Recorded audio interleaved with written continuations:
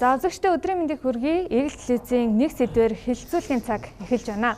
Тэгэхээр Монгол цэргийн баярын өдрийг тохиолдуулаад өнөөдөр хэлэлцүүлэхдээ зочдоо урьсан байгаа. За тэгэхээр эрэгтэйчүүдийн манлайлал болон тулгамдсан тодорхой асуудлаар бид өнөөдөр энд хэлэлцүүлгийг өрнүүлэх болно. За та бүхэнд студид ирсэн зочдоо эхлээд танилцуулъя. За миний баруун гар талаас улсын 1-р төв эмнэлгийн урлог, хандрологийн төвийн их хэмж Мегмар сүрэн хүрэлцэн ирсэн байна.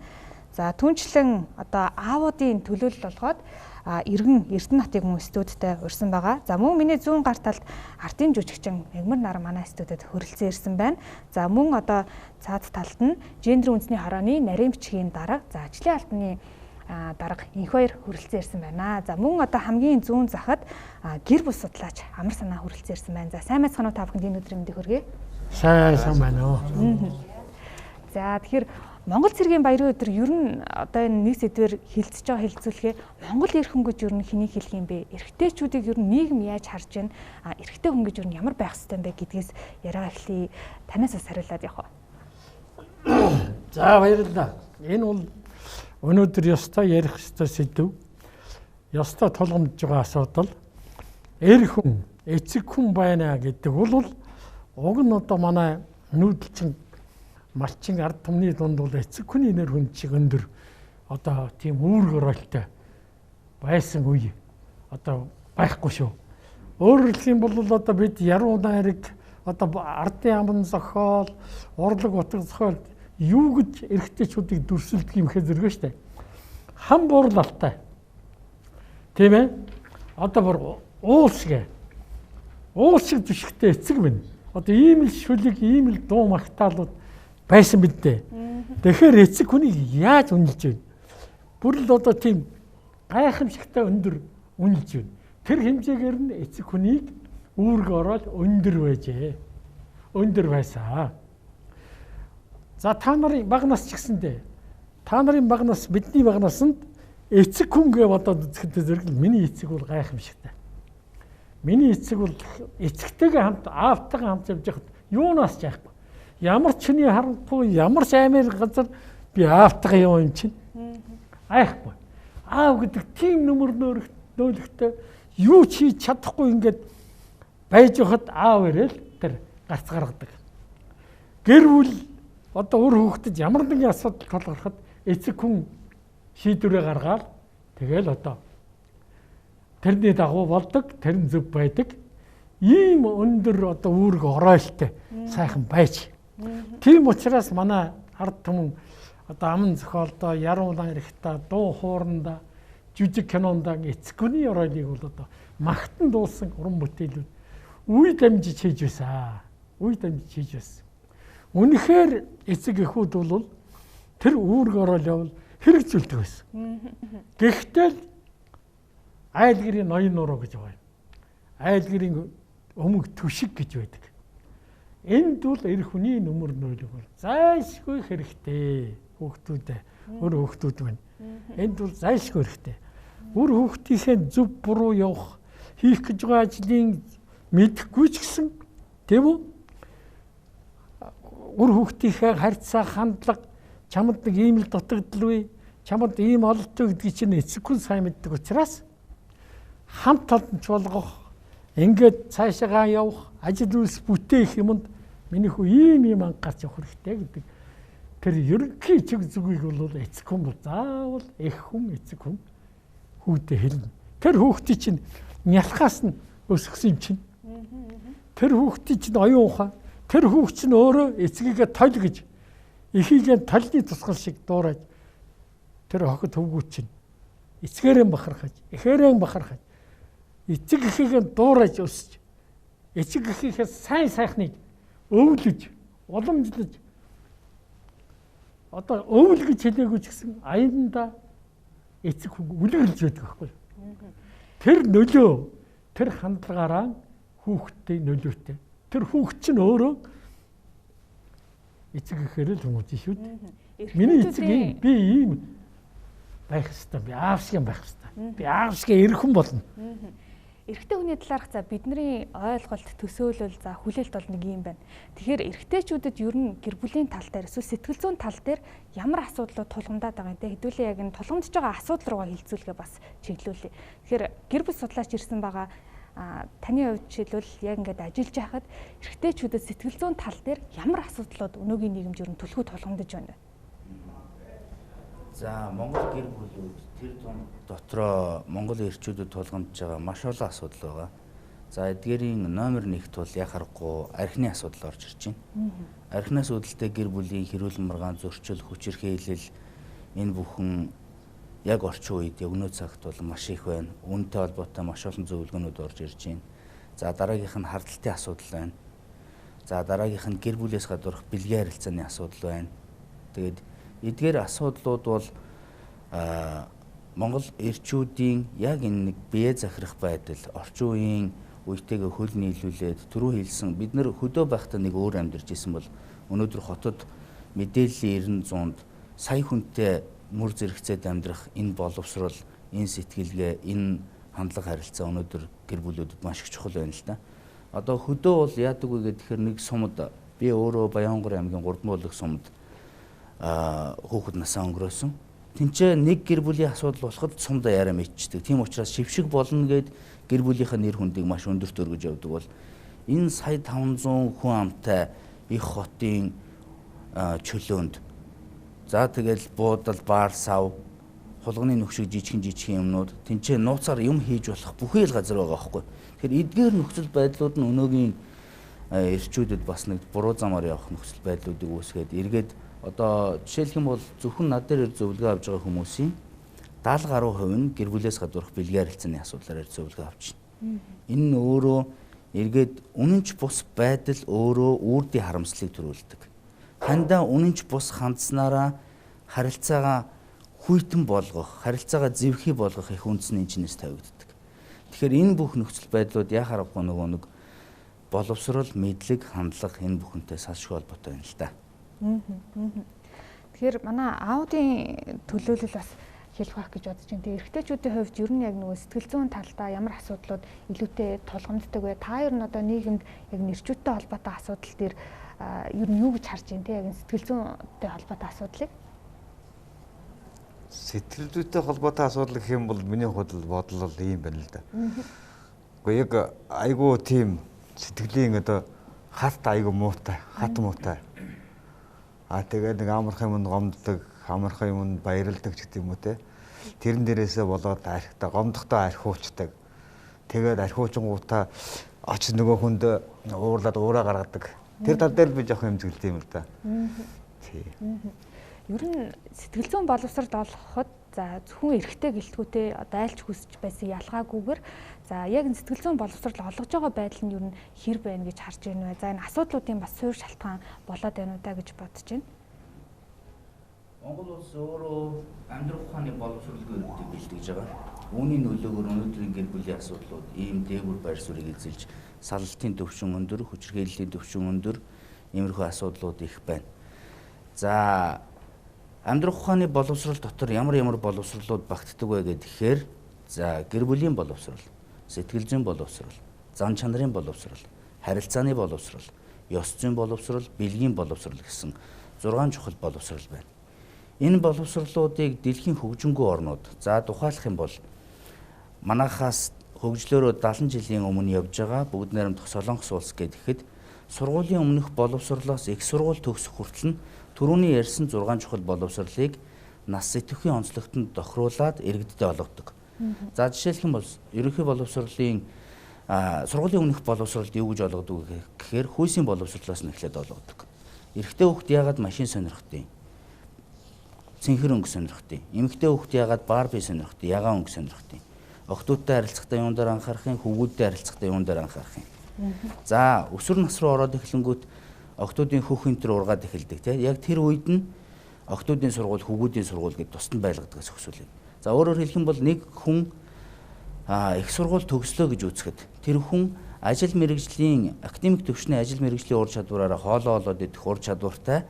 За нөгөө талдаа амьдрах ухааны нөгөө нэг түрүүний ярьсан 6 чухал боловсролыг эзэмшчихсэн хүнтэй хань болоод явах боловсролтой, нийгэмшээд явах бүрэн боломжтой ийм иргэдийг бэлтгэдэг бол Монгол улс өөрөө бэлгийн боловсрол гэж яаж олгодог лээ? Та бүхэн мэднэ. Ёс зүй дээр юм ярьдаг л уу? Бараг үгүй.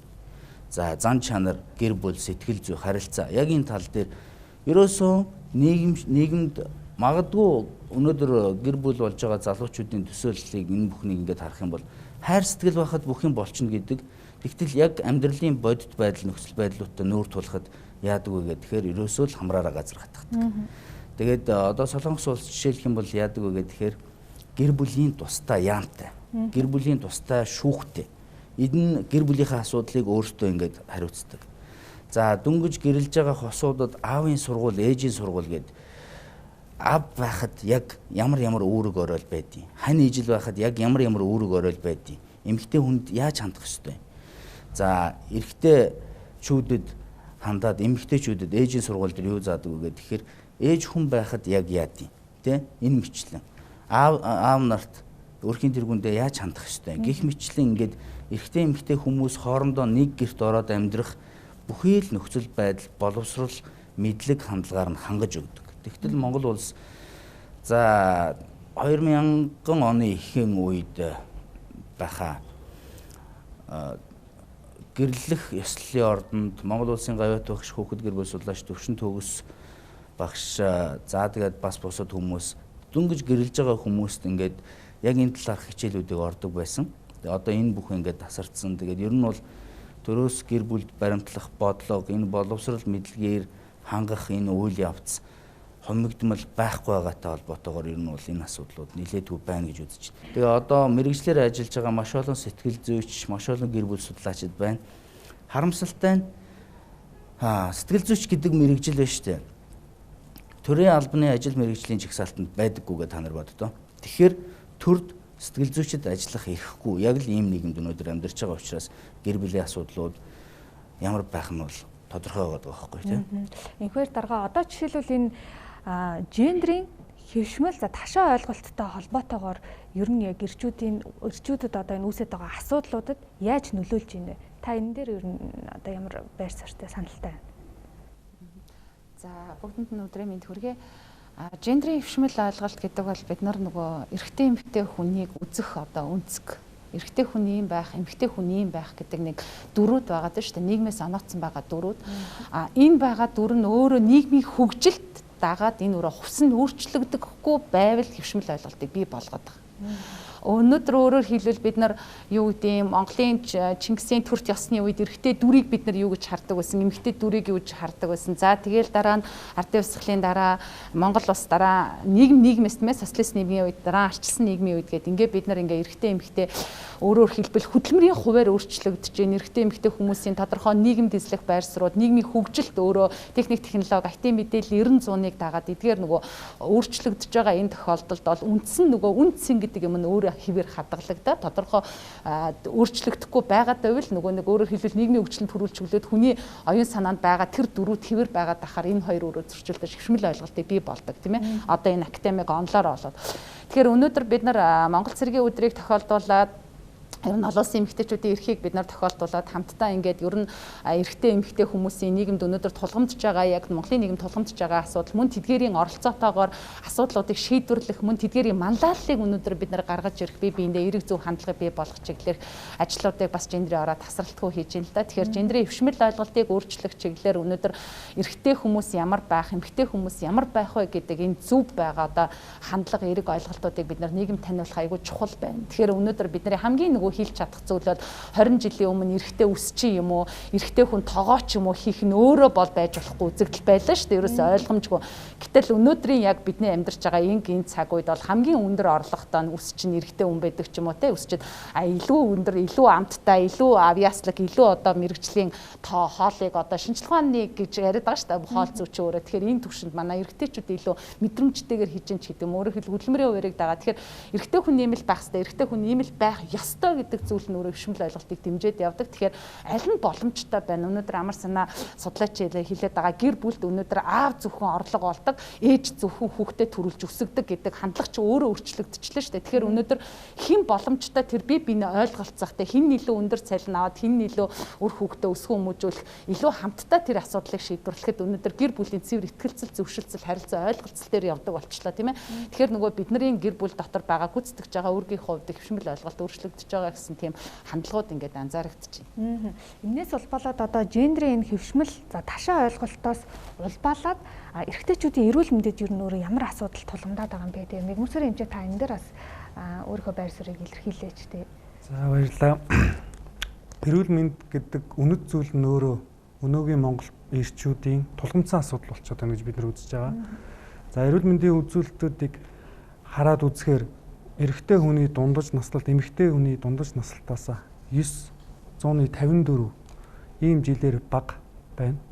Тэгэхээр энэ маань өөрөө дэлхийн бусад орнуудын энэ зөрөөгөөс харьцуулах юм бол 2.5 дахин их байгаа. Дэлхийн дундаж бол 4.5 байдаг. За ингээд одоо жишээлбэл юм бол 1965 онд эрэгтэй эмэгтэй дундаж наслалтын зөрүү 2.3 байсан байгаа. Тэгэхээр ингээд 50 жилийн дараагаар ингээд 7.2 гэд болсон гэдэг маань өөрөө мэдээж нийгмийн болон одоо орчин цагийн идэж уух, өмсөж зөөх, харьцаж байгаа бүх байдалтай хамааралтай болж таарч байна. За дараагийн эрүүл мэндийн чухал үзүүлэлт бол энэ нас баралт байдаг. Тэгэхээр Монгол улсад сүүлийн 10 жилд дунджаар жилд 16 мянган хүн нас барж байгаа. Үүний 61% нь эрэгтэй. За өнгөрсөн одоо 2020 оны статистикаар бол 15,900 хүн нас барсан байлаа. За ингээд нас баралтын одоо болон өвчлөлийн шалтгаан юу вэ гэсэн ийм асуудал гарч ирнэ. За тэгэхээр нэгдүгээрт бол зүрх судасны өвчлөл байгаа. Хоёрдугаарт нь хавдар байгаа. Гуравдугаарт нь осол гэмтэл байж байгаа. За тэгээд цаашаа явах юм бол одоо хоол боловсруулах замын эрхтэнний өвчлөл, амьсгалын замын эрхтний өвчлөл гэсэн ийм эрхтэн системүүдийн өвчлөл одоо энэ Монгол эрэгтэйчүүдийн эрүүл мэндийн одоо тулгымцсан асуудал байна. За ингээд өвчлөлүүдийг нийтэд нь харахаар бид нар манай эрчүүд энэ өвчлөлүүдээс урьдчилан сэргийлж болохоор харагдаж байгаа. За жишээлх юм бол зүрх судасны өвчлөлийн үндсэн шалтгаан юу вэ? Тамхи, арх, илүүдэлжин одоо нөгөө буруу хооллолт бичдэг. За ингээд доошоогоо явах юм бол нөгөө хавдар дээр очиж байгаа. Хавдрын тохиолдол дээр бол одоо Монгол улсад эрэгтэй эмэгтэй одоо хамгийн их тохиолж байгаа хавдар бол илэг ходоод байж байгаа. За 3 дугаарт нь эрэгтэй дээр уушиг орж ирж байна, эмэгтэй дээр бол одоо омоо үзүүний хавдар орж ирж байна. За ингээд илэг уушиг гэд ингээд явхаар мөн л нөгөө арх тамхины хэрэглээтэй холбогдож байна. Буруу хооллолт, илүүдэлжин одоо хөдөлгөөний хомсдолтой холбогдож байна. Тэгэхээр Монгол эрчүүд энэ одоо энгийн одоо энэ аргуудыг өөрсдөндөө эрүүл мэндэндээ анхаарад ингээд явах юм бол энэ эрүүл мэндийн асуудлаа бас жоохон ч гэсэндээ за ингээд сүүлийн одоо яг энэ үзүүлэлтээр бол гэр бүлийн амьдралынхаа 10 жилийг эмэгтэй хүн ганцаараа өнгөрөхөд байна. Тэгэхээр энэ байдлаас бид нэр сэргийлэх боломжтой юм аа гэдгийг ийм одоо чухал ойлголтууд яваад байна. Эмэгтэйчүүдтэй харьцуулахад за эрэгтэйчүүдийн нөгөө нас орж байгаа шалтгаан нарай өөр тэгээ яг нөө суурь шалтгаан бас нөгөө гендрийн хөвшмөл ойлголттой ингээл цаагаараа холбогдоод л байна л да. Тэгэхээр яг эрүүл мэндтэй холбоотой асуудал дээр ер нь цаашдаа яг ямар юм бэ? Та бүхэнд бас энэ тал дээр ямар санаа бодол байна вэ? Тэ хэдүүлээс саналаа хуваалцаад явбал. Мэгмэн Нарангуй та энэ дээр ямар санал бодолтой байна? За наадах сэдв чинь би одоо туулаад биеэрээ тооллоо л да. Өөрөөр хэлэх юм бол бид нар бол одоо тэр эрүүл мэндийн ямар ч боловсрол байхгүй. Одоо бид ажлын нөхцлөөсөө болоод тийм үү? Одоо ялангуяа одоо над шиг урлаг соёлын ажил хийдэг хүмүүсүүд чинь бол хөөх юм ажил гээд ажлаа хамжуулах гал тэгэл идж уухал ерөөсөө цаашаа. Тэгээд ингэж сууж байгаа буруу зөрөө харж байгаа л одоо тэгээд жоох юм идсэн болоод тэгээд ажил руугаа ороод тэгээд шөнийн хэдэн цагт тардгийн тэгээд нэг цатлаа идж яваад ингээд тэгээд нэг ундаж ямардаг. Энээсээ болоод одоо дотоод өрхтнээ үнэхээр моотхдаг илээдэг юм байна л да. Тэгээ одоо юу идэж болох, юу идэж болохгүй байх уу? Тийм ээ? Олдсон дээр нь идээд өгөх юм уу? Өгсөн дээр нь цомын зохиодох юм одоо ерөөс ингээд асуудал байна штэ. Тэгээ одоо та нарын ярьж байгаа ингээд сонсож байгаа нэрэл энэ бол одоо нэрэл хөндөгдөж ярьлаа гэсэн ярианы сэдвүрт ингээд нэг зөвхөн яриа болоод өнгөрдөг, бийжиж ажил болдгоо, энэ нийтлээ хөөцөлдөг газар яам хэлтэс одоо юу байдгийг тийм ээ, энэ ажил хэрэг болох ямар төрлийн бус байгууллага байдгийг юус байхгүй. Гэхдээ одоо жишээ нь одоо ингэх юм биш. За би энэ одоо ажилд орё. Ажилд ороход миний одоо боловсролыг асууж байгаа юм. За нас үйс асууж байгаа юм. Чадварыг асууж байгаа юм. Хүсэл эрмэлзлийг асууж байгаа юм. Тэгээд болоо. Гэтэл одоо нэлээд соёлтой арга бол байна шүү дээ. За та энэ жил та сүүлийн үеийн 4-5 жилийн эмнэлгийн одоо үзлэгт орсон судалгаагаа үзүүлээ. За та нүдний хараа одоо уушиг, ээлэг, зүрх, ходоод ямар бай? Та хамгийн сүлд юуд ходоодны шинжилгээнд ороогүй шүү дээ. Таныг ажилд авах боломж. Та энэ шинжилгээг өгчөөд. Та сүүлийн 3 жилд ороогүй байна. Ингэж болохгүй. Та ээлэг дэлгүүгийн одоо ерөөсөө үзүүлэлгүй харуулаагүй байна. Тийм учраас салин бүрэн олох үндэслэл байхгүй. Та энийг авч. Энийг аваад. Гэхдээ ингэж одоо өөрөөр ийм механизм үйлчилж байна да. Тэр хүнд хандсан хандлага, тэр хүн хайхрамжгүй байдлаасаа өнгөрч болох юмыг наад албан газар, наад авах гэж байгаа газрууд бол бүр ингэж хүн шасаар хандаж. Тийм ээ? Тэгхтээ зэрэг хүн чинь ажилд орохын тулд илгээ үзүүлнэ, ходоодоо үзүүлнэ, дэлүү одоо нойрчлахаа үзүүлнэ те. Тэр дүлийн эрхтнүүдээ. Тэгээ тэндээс юм болж байгаа. Ийм анхаарал халамж бүр төрийн бодлого болж хэрэгжидгүй юм байна манай. Энийг бүр ерөөсөө ингэж хайдаг. Энэ хүн илэгтэй байна уу, илэггүй байна уу? Ходоод нь ямар байна? Бодлооч ба. Тэгэл одоо хөсөл сонирхлоор нь чадвараар нь ажилд авдаг. Ийм юм чинь одоо өөрөлдгийн төрийн бодлого болж байж хүний эрүүл мэндэд онцгой анхаардгийн байна шүү гэдгийг л одоо бид бол энэнгээр ярьж хүн санаа сэргэмж өгмөр байна л та тийм ээ. Гендрийн үндэсний хорооноос бид нар 2018 онд хийсэн судалгаанд 19 онд хийсэн судалгаа юм. Монгол эрэгтэй эмэгтэй хүмүүсийн дундаж наслалтын зөрүү 9.6 жил буюу 10 жил рүү төгсөж байгаа шалтгаан үндэслэл юу вэ гэд те. Тэгэхээр манай мигмар сүрэн эмчээ эрүүл мэндийн талаас нь маш тодорхой тайлбаруудыг хэллээ те. Тэгэхээр энэ яг тодорхой тоог бид нар барьж аваад ерөөсөө энэ тоо те ягаад 10 жилээр багнацлаад байгаа. Ягаад дэлхийн дунджаас 2 дахин өндөр байгаа. Хамгийн их өндөртөө байгаа орнуудын дунд Монгол бас 2 жагсаж байгаа байхгүй бус нутгаар. Тэгэхээр ерөөсөө бид энэ шалтгаан нь юу байгаа гэхээр маш тодорхой ингээд дөрвөн шалтгаан гарч ирж байгаа юм л да. Эрүүл мэндийн урьдчилан сэргийлэх үзлэгт эмэгтэйчүүдээс 1.5 дахин хамрагдаж үзүүлдэг. Гинтийн осол аваар дандаа нөхөрч хүний насны залуучууд өртдөг тийм ээ хөдөлмөрийн аюулгүй байдал. За тэгээд нөгөө хорц зуршлын хэрэглээ өндөр, хөвлийн тархалт өндөр гэдэг одоо нөгөө халдвар тус өвчлөл гэдэг.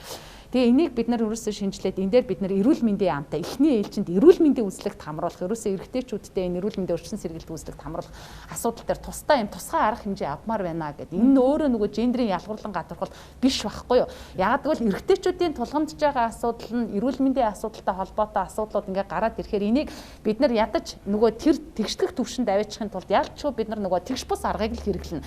Тэгш арга хэрэглээд ах юм бол нөгөө зөрүү чинь бүр өндөрсөд явчихна штэ. 10 жил чи 20 жил болох магадaltaй. Тэгэхээр бид нар энэ дээр тэгш бус арга нь юу вэ гэхээр эрэгтэйчүүд чиглэсэн эрүүл мэндийн хөтөлбөр юмнууд юу байна гэдэг. Ингээд өнгөрсөн жилдээ эрүүл мэндийн сайдын тушаалаар бид нар бас мэдж байна. Улс орон даяар нөгөө коронавирус ковид гэх тийш эрүүл мэндийн салбар хамаг хүчээ хаяад. Тэгээ энэ дээр эрүүл чирэг эр хүн гэдэг нэг үндэсний арга хэмжээний төлөвөө сайдын тушаалаар батлаад одоо бид нар 22 оноос нэлээд ингээд шахаад бас эрүүл мэндийн яамтай хамтраад хэрэгжүүлэх төвшөнд анхаарай гэж. Тэгэхээр энийг одоо манай оролцогчдын хэлээд байгаа бид нар ерөөсөө эрэгтэйчүүдийнхаа эхний ээлжинд бид нар энэ урьдчилан сэргийлэх үзлэг гэдэг юмд хамруулахгүй болвол энийг ингээд илгээд одоо нөгөө засгийн газраас 5 сараас эхлэх гэж байгаа шүү дээ. Тэ нөгөө бүх монголчуудаа нэг бүгднийг эрүүл мэндийн үзлэг тараад нэг хараад авъя гэдэг ингээд ерөнхий сайдын манлайлалаар. Тэгэхээр энэ айгүй чухал тэгжээж бид нар одоо тэгээ дээр мигмар нарангугаас их сайхан санал гарч байна. Тэ өнөөдөр бид нар ажлын байранд ороход өнөөдөр бид нар тэр хүний диплом, мэдлэг, боловсрол. Гэхдээ сүүлийн үед бас нэг шинэлэг юм харагдаад байгаа зүйл нөгөө хандлага тэ ерөөсөө энэ хүний хандлага багаараа ажиллаж чадах уу, эрэг зөв хандлагатай хүн үү гэдэг айгүй бас чухалчилдаг болчиход байгаа шүү дээ. Дипломын боловсролоос гадна. Тэгэхээр энэ дээр бас бид нэр давхар нөгөө нэг яг эрэгтэйчүүд эмэгтэйчүүд рүүгээ чиглэсэн тэр эрүүл мэндийн зөвлөл ядаж жилийн хугацаанд хүн өөрийнхөө эрүүл мэндийн үзлэгт хамрагдсан байдал гэдгийг анхаарал явах нь бас хэцүүтэй санал харагдаж байна те санаачлал. Таны хувьд энэ асуудал дээр ямар одоо санал бодолтой байна вэ? Эрэгтэйчүүдийн эрүүл мэндтэй холбоотой асуудал дээр яаж анхаарвал ер нь болохоор байна те? За хүчээр л хийлэхгүй бол бид нар ч энэ эрүүл мэндийн тэр үзэг торнод байхгүй шүү дээ. Тий. Албан шахалтаар л аваачихгүй бол эдгээр чинь тэр буудалгаал аваачихгүй л очихгүй шүү дээ. Өглөө гараад өглөө 8 цагт гараад ажил дээр очино. Тэгээд мянган дарангуй хилдэг шиг өдөрт нэг хоол идэнэ. Тэгэл орой 9 цаг 10 цаг гээл тарна. Гэртээ очино нөгөө хоолнуудын цатлаа идэж байгаа унтаад үгүй шнэ. Тийм учраас нэг сардаа ужилдаа нэг ч юм уу та нар ярьж байгаагаар те. За 5 сарын 31-нд хүн болгон эмч дээр 5 сард машин үзлэгт оруулдаг шил ирчүүдийг л ингээд дугаардаа үзлэгт оруулчихдаг нь бас зүгээр юм л гэж байна. За таны хувьд энэ эрүүл мэндийн асуудал гэдэг бол их чухал. Гэр бүл төлөвлөлтийн тулгын 3 чулууны нэг нь эрүүл мэнд төлөвлөлт байдаг. Нэг хүнтэй ханилдаг 15 жилийн дараа 20 жилийн дараа ганцаараа гинүүлдээчээд энэ хорвоогоос явчвал тэгэл нөгөө нэг ганцаараа амьдралаа өөрч явах эмэгтэйчүүдийн тоо ихсэн шүү дээ. Тэгэхээр эрүүл мэндтэй холбоотой маш олон эмч нар, маш олон хүмүүсийн алдартай хүмүүсийн хэлсэн үг байдаг. Энэ дотроос миний хүмүүст урайлж ухуулж явдаг нэг үг нь ямар үг вэ гэхээр 40 хүртлээ хоолыг эм шиг хэрэглэхгүй бол 40 наснаас хойш эмийг хоол шиг хэрэглэнэ гэж. Тэгэхээр ер нь бол хоол гэдэг чинь өөрөө хүний зөв зохистой хэрэглэж өглөөний цагт хүн шинжлэх ухаанаар хүний бие физиологт өглөөний цагт ямар хоол хүнс хэрэгтэй гэдгийг нотлоод судлаад гаргаад ирсэн байна. Өдөр ямар хоол идвэл, орой ямар хоол идвэл те.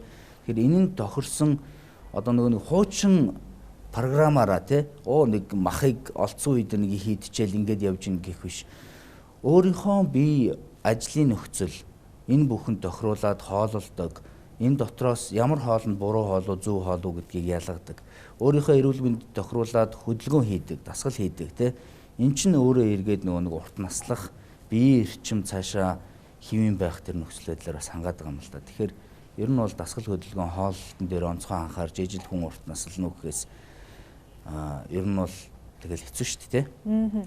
Эрэгтэйчүүдийн эрүүл мэндтэй холбоотой за тоо мэдээллүүд шалтгаан нь ер нь тийм байдаг юм байна шүү дээ. Тэгвэл мэгмөрсрийн эмчийн зүгээс жишээлбэл эрэгтэйчүүдэд яг энэ эрүүл мэндтэй холбоотой асуудал дээр ямар зөвлөгөөг ер нь төлөх үү өгмөр санагддаг вэ? Та энэ дээр бас нэг саналаа хэлвэл. За эрэгтэйчүүдийн эрүүл мэнд гэхээр би бол одоо эрэгтэй хүнд байдаг эрэгтнүүд дээр тулгуурлаж ярих туфтаа байдаг. Жишээ нь эрэгтэй хүн юунаас одоо яагаад бие биелдэлтэй ухаанлаг одоо бидний сэдв болоод байгаа манлайлалтай байдаг вэ? Энэ нь өөрөө физиологийн хувьд, анатомийн хувьд ч гэсэндээ энэ цаанаасаа бурхны хөгдлөөрөө одоо ийм эрэгтэй хүний асуудал. За тэгэхээр үүн дээр бол хамгийн гол асуудал бол андроген даавар гэж байна. Эрэгтэй хүнд ялгараад цуснд нь байгаа тодорхой хэмжээний төвшөндөө хэвийн байснараа эрэгтэй хүн тэр хэвлийн тархалтаас хол бэр чадaltaй альва юмд ууралж бухимддаггүй, стресстдаггүй, юмыг уншаад айгуу сайн ойлгоод түүнээсээ ингэж зөв шийдлүүдээ гаргаж чаддаг. Ийм байхад нь тэр цаана нь бас одоо энэ физиологийн хувьд одоо анатомийн хувьд тэр даавар гэдэг юм маань нөлөөлж байгаа. За миний хувьд бол эрэгтэйчүүдийн нөхөн үржих эрүүл мэнд эрэгтэйчүүдийн эмч гэдэг үүднээсээ бол одоо эдгээр эрэгтнүүд дээр анхаарч байгаа. За нэгдүгээрт нь бол бага наснд одоо эрэгтэй хүүхдүүдтэй айлвал жишээлх юм бол хүүхдийнхаа одоо тэр төмсг нь байна уу? Хоёр төмсгэн тэр байх ёстой газараа байна уу? Бэлэг эрхнийх нь арьс нь хоошоо шамлагдаж гин үү? Шээхтэй уйлж гин үү гэдгийг анхаарах. Эрэгтэй хүүхдүүд. За дараагийн нас бол өсвөр нас гэж ярьж байгаа. Нийгэмд өсвөр нас гэж ярьж байгаа боловч нөгөө одоо онлын хувьд бол тэр андроген даавар нь одоо 2 дахин илүү ялгарч идэг нас байж байгаа. Тэгээ энэ үед хүүгүүд бол нөгөө өндөр болох, бэр чадaltaй болох, сахал үс нь ургах, бэлгийн одоо бусад эрхтнүүдийн хөгжил явагдаж идэг. Тэгэхээр энэ үе дээр мөн эцэг эхчүүд бол одоо өсвөр насныхаа хүүхдтэй элдэн далангуй ярилцаад за энэ мэдээж бас эрүүл мэндийн боловсролтой холбоотой. Тэгээ ярилцаад энэ асуудлуудаа шийддэг. За одоо тарган хүүхдүүдийг одоо их л хөрдөж байна. нэг талаасаа бол тэр тархан хүүхэд бол бие дагуулгадж байгаа өөхний хэмжээ их байж байгаа. Өөх маань өөрөө тэр яриад байгаа андроген дааврын үйлчлэгийг бууруулдаг. Тэнгүүт ингээд цаанаа бас одоо тухайн хүүхэд байхад нөхөртцөн тэгээд нөгөө нас биеийн гүйцээд нөхөрчхөн үйл ажиллагаагаа хийх өвцөд нь асуудал гараад ирдэг. Тэгээ энэ дээр асуудалтай хүмүүс нь одоо эрэгтэйчүүдийн эмчд хандах шаардлагатай юм байж. За тэгээд одоо эдэр нас буюу залуучууд байж байгаа. Одоо нэвтрүүлгийн эхэнд яригдсан нөгөө нэг одоо бэлгийн замраагүй байдал, тохиолдлын бэлгийн харьцаанд орох, бэлгэвч хэрэглэхгүй байх, бэлгийн ариун цэвэр сахихгүй байснараа өнөөдөр эрэгтэй хүмүүс үргүүдэл гэдэг юмд хүрж байна. Хоёрдугаарт нь нөгөө яриад байгаа андроген дааврын одоо ялгаралт нь буурж байна. За үүнээсээ болоод нөгөө дотн харилцаа алдагдчихаар гэр бүлийн асуудлууд гарч ирж байна. Хүүхдтэй болохгүй бол гэр бүлийн асуудлууд гарч ирж байна. Энэ нь эргээд нөгөө арх тамхи хэрэглэх, буруу хоол хийх, одоо буруу хооллолт гэд ингээд асуудлуудыг чирээд ингээ гаргаад ирж байгаа. За тэгээд сүүлийн үед бол фитнес залуучууд орж байгаа мөртлөө нөгөө эмчийн зааваргүйгээс болоод нөгөө гормон хэрэгжилж байна. Гормон маань өөрөө одоо яг эмчийн заавраар хэрэглэхгүй бол бусдад очиод ингээд бусад эрэгтэндээ нөлөөлчихөж байна. За одоо эрэгтэйчүүдэд сүүлийн орчин үед бол нөгөө өсний бас нэг арчилгаа явж байна. Тэгээ одоо асуудал. За тэгэнгүүтээ 50-аас дээш наснд, 40-оос дээш наснд төрөө улчирхайн өвчнүүд илэрч байна. За ойр ойрхон шээж байна, дүлж шээж байна, тасалдаж шээж байна, одоо өвдөж байна, хавдж байна гэх мэтчлэнгийн. За тэгээд 40-оос дээш наснд, 30-аас дээш наснд ерөөсөө л нөгөө андроген даавар маань жил болгон тодорхой нэгжээр буурж байна. Тэгэхээр тэр бууралтанд очихоор л нөгөө нэг одоо эрт очиод нөхөрчхөн үйл ажиллагаа нь алдагдчихж байна. Тэгэхээр Монгол одоо ялангуяа хөдөө амьдарч байгаа эрэгтэйчүүдийн хувьд бол бас нэг буруу ойлголттой байгаа. 40 хүрэл 50 хүрэл миний нөхөн үржих амьдрал дуусч ийн гэж ойлгож байна. Гэтэл одоо миний сурсан газруудад бол 70-80 хүрсэн хүмүүс тэр талаараа одоо эмчит хандаад тодорхой хэмжээний зөвлөгөөгөө аваад тэгээд одоо гэр бүлийнхээ амьдралыг хадгалж явж байгаа хүмүүс байна. Тэгэхээр энэ бол өөрөө бас эрүүл мэндийн боловсрол байгаад байгаа учраас одоо энэ дээр бас маш сайн анхаарах шаардлага байна. За тэгвэл сэтгэл зүйн хувьд за тийм асуудлууд байна. Эрүүл мэндийн хувьд ийм асуудлууд байна те. Тэгвэл гэр бүлийн одоо хувьд эрэгтэйчүүдтэй холбоотойгоор ер нь ямар асуудлууд үүсэж байна. Тэгээд гэр бүлийн одоо энэ харилцаанд те яаж тэрэн сөргөөр нөлөөлж байна. За ялангуяа нөгөө гендрийн хэвшмэл ойлголттой холбоотойгоор гэр бүлүүдэд үүсэж байгаа асуудлууд ер нь юу байна вэ? Амар санаа судлаачаас эхлээд яриа те. За эрчүүдэд толгомдож байгаа яг гендрийн хэвшмэл ойлголт гэдэг юм бол эрэгтэй хүн цалин орж ирэл мөнгө олж ирэл болоо. Эмэгтэй хүн бүхнийг хийх ёстой гэдэг ойлголт. Би саяхан нэг өсвөрийн нэг хүүд зөвлөгөө өгсөн. Аав ээж нь бол салах гэж байгаа. Тэгээ хүү бол би аавда дургу аавыгаа үзээ ядж байгаа. Би ээжтэйгээ явна. Тэгээд энэ нөхцөл байдал энэ зүйлүүдийг ингээд үнэлээд хэмжээд үзэхээр тухайн аав хүүхдтэйгээ чанартай тоглоог байгаа. Тоглоомын насан дээр нь тийм. Ерөөсөө хүүхдтэй тоглож, хүүхдтэй цаг гаргаж, хүүхдтэйгээ хамт гадуур явж тийм. Монголын сайхан үг байдаг шүү дээ. Аавын биед хүнтэй танилцах, ахны биед газар үзгэж тийм. Аав хүн өөрийнхөө өвөр хүүхдийг хөтлөөд хүн амьтантай танилцуулаад амьдралын наацх юмыг зааж өгөөд тоглоод ийм гоё сайхан цагийг өнгөрүүлж ижил аавтайгаа холбоотой дурсамж зузаарч аав хүн гэдэг ийм байдаг. Миний аав миний баатар гэдэг энэ нэг бахархлаар хөвгүүд охтууд өсөх ёстой шүү дээ. Тэгтэл ээж нь бүхнийг хийдэг. Хичээл, ном, тоглох тэ бүхий л юм хийдэг. Энэ нь өөрөө эргээд нөгөө нэг гэр бүлдэх аавын оролцоо, нөгөө нэг хэвшмэл ойлголт. Эр хүн мөнгө олж ирээд болоо. Эр хүн асуудал болвол ерөөсөө гараал шууд найзуудтайгаа арх угаал, тэ асуудлыг ингээд мартчихдаг, тайлцдаг. Эдгээр аргууд нь өөрөө эргээд гэр бүлийн харилцааг, гэр бүл доторх зөрчлийг илүү их хурцдах ийм нөхцөл байдлуудыг бий болгоод байна. Тэгэхээр эрчүүдтэй хандаж уриалахад Монголын эрчүүд ухаантай, Монголын эрчүүд нэг л заагаад өгчүүл, нэг л хилээд өгчүүл тэдгэрийг өөрийнхөө амьдралд хэвшүүлж чадах үс тийм потенциалтай эрчүүд. Тэгээ түрүү хэллээ шүү дээ нөгөө нэг эрчүүд яагаад зам тээврийн ослолт өртөж байгаа залуучууд яагаад их байгаа вэ гэхээр эрэгтэйчүүд байглаасаа цаанаасаа тархинд ялгардаг гипоталамус гэдэг дааврын нөлөөгөөр дайнч, довтлогч тийм эр зоригтой тийм шин чанартай.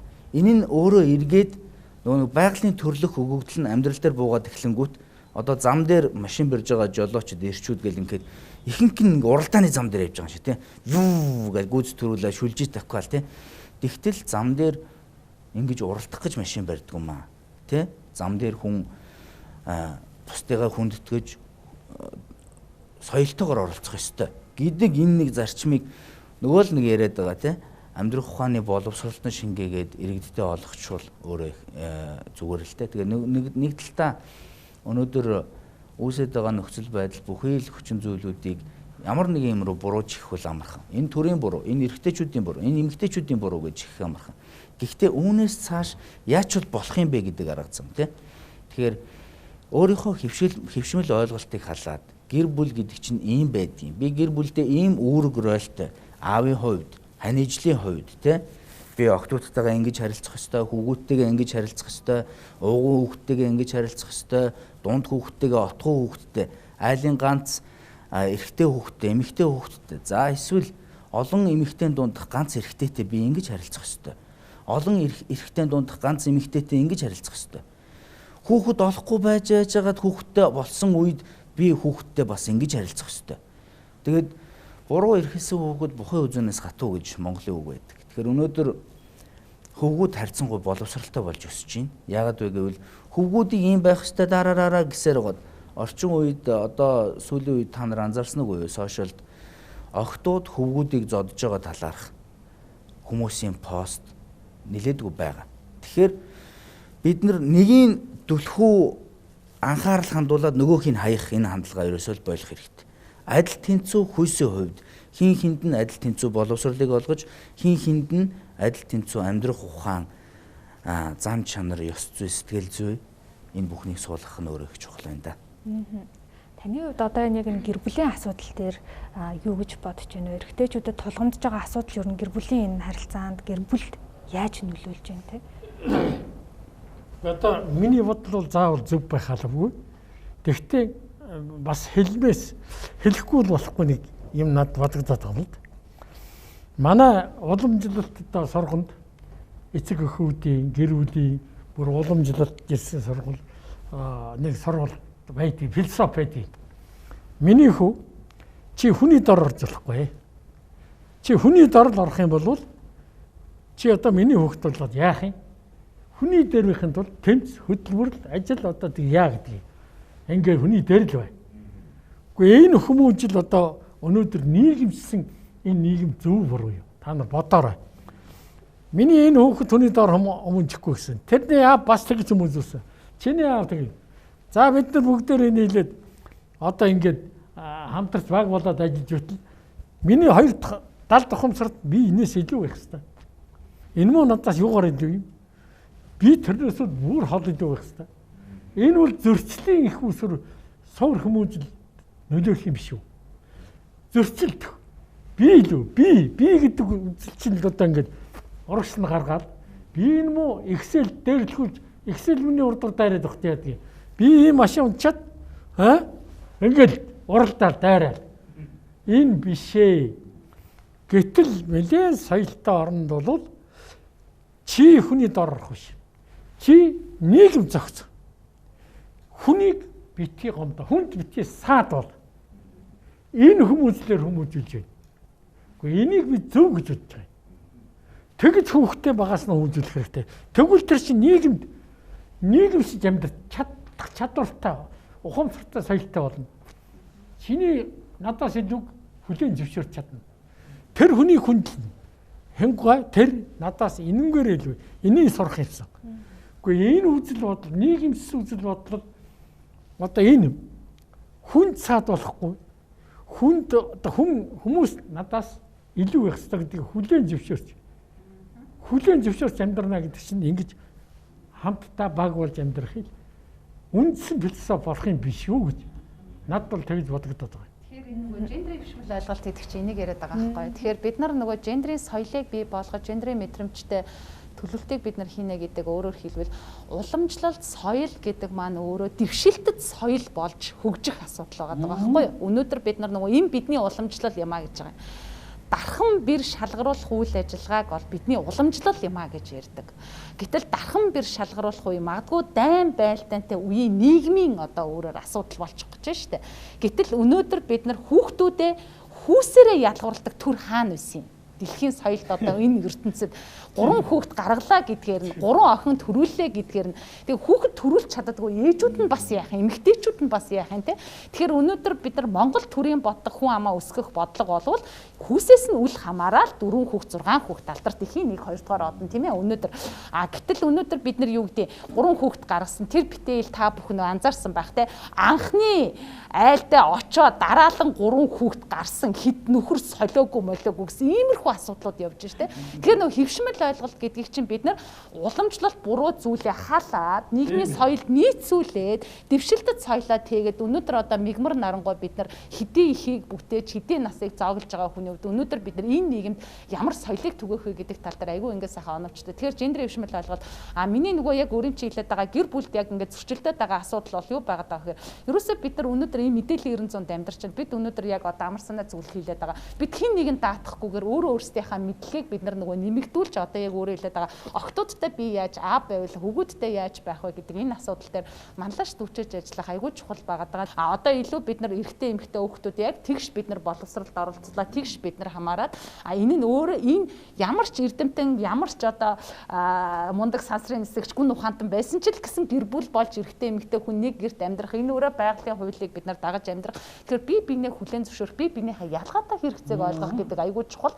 Тэгээд дээр нь өнөөдөр миний нэг үргэлж одоо бас хүндлэж хайрлаж нөгөө манай мигмар нарангойг хэлдэг шиг хам бурал алтаа шиг бид нар аавыгаа төсөөлдөг хатан сэлэнг одоо шиг бид нар ээжигээ төсөөлдөг. Тэгэхээр өнөөдөр эрэгтэйчүүд маань өнөөдөр манлал гэдэг өөрөө юу гэдэг юм хэр ерөөсөө л цаана үлгэр дуурайлал хариуцлага гэр бүл дотор хүлээж байгаа хариуцлага яаж бид нар хүчээр хийхгүй өнөөдөр гэр бүлийг хайраар бид нар түгэж амьдэрдэг. Аав тэрийг яаж хайраараа үлгэрлдэг.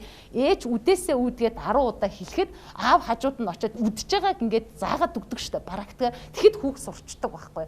Тэгэхээр нөгөө аавын үлгэрлэл, аавын манлайлал, аавын нөгөө нэг одоо тэр сайхан хүүхэд сургаж байгаа сурган хүмүүжил ухаан гэдэг өөрөө айгүй мундаг байдаг. Тэгэхээр өнөөдөр аавууд эцэг байх тэр ухаан өнөөдөр бид нар хүмүүжлэр нь л бий болгож өгдөг. Тэгэхээр хариуцлага аавыг бид нар үргэлж нөгөө хүүхэд насны аавын сайхан дурсамжийг явахын тулд тэр хүний цаана дандаа тэр хариуцлагатай нь уялдаж байдаг. Тэр айгүй чухал. Энийг бол бас онцолж хэлье хүсэж байна.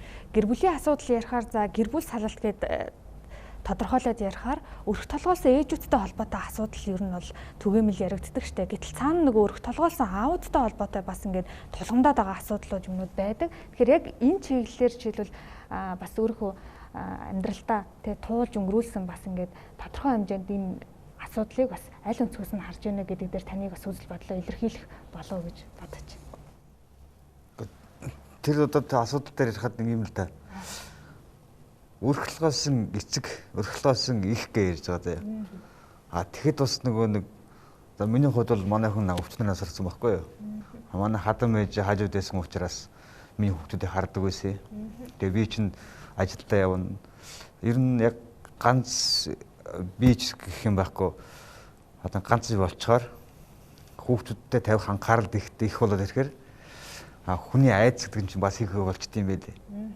Одоо нөгөө гурав нь яаж байгаа бол нөгөө хүч нь юу хийж байгаа бол за тэр сургуулаа явсан ороо ирэх нь ирж гин үгүй юу гэ айц гэдэг юм чинь миний хувьд бол маш өндөр болсон байхгүй юу. Одоо тэгээд 2 хүн 3 хүүхдийг асрах 1 хүн 3 хүүхдийг асрах гэдэг чинь одоо нэгсэнтэй маш том хариуцлага болж байгаа байхгүй юу. Би одоо нэг хошин шидрэг гардаг штэ ийшээ гарч малгай өмсөд аав болчоод ийшээ гарч ингэчээд яачдаг тэрний чиглэл одоо би чинь 2 хүний үүрэг гүйцэтгэж байгаа байхгүй нэгсэн. Тий. Энтэй адилхан эмэгтэй эцгүүч адилхан бас 2 хүний үүрэг гүйцэтгээд ганц үе хүүч адилхан бас 2 хүний үүрэг гүйцэтгээд явж байгаа. Энэ дэр бол би тэгж л болдъё. Маш их хариуцлагатай ажил болчихж байгаа юм байхгүй. Яг энэ тулгамдж байгаа асуудал дээр жишээлбэл дэмжлэг үзүүлэх одоо чиглэлд юу юу байгаасаа гэж таны зүгээс ер нь боддог. За тэрэн дээр болохоор чинь миний хувьд бол тэр хүүхдүүдийг л энэ нийгэм л одоо хорооны дарагч гэдэг юм уу хорооны байцаагч ч юм уу цагдаа ч юм уу те эсвэл хөшөөд нь ч юм уу. За энэ хүний хүүхэд нь хэдэн цагт ирж гин. За танай хүүхэд тэгсэн шүү. За танай хүүхэд одоо ингээд сургуулиас тараад тэнд явж илээ гэд эцэгт нэг ихт нь мэдээлэл өгөх. Тэ.